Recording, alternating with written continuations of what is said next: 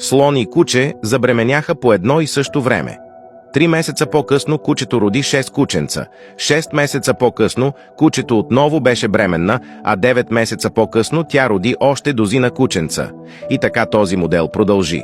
В 18-тия месец кучето се приближава до слона, за да я попита: „Сигурна ли си, че си бременна?“ „Бяхме бременни по едно и също време, раждах 3 пъти дозина кученца и те вече са възрастни кучета, а ти все още си бременна. Какво има?“ Слонът отговорил: „Има нещо, което искам да разбереш. Аз съм слон, не кученце.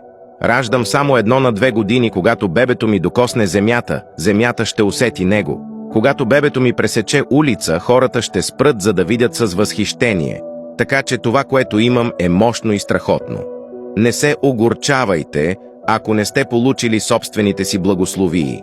Не се отчайвайте, кажете си: „Моето време идва, и когато дойде, ще е нещо голямо и велико,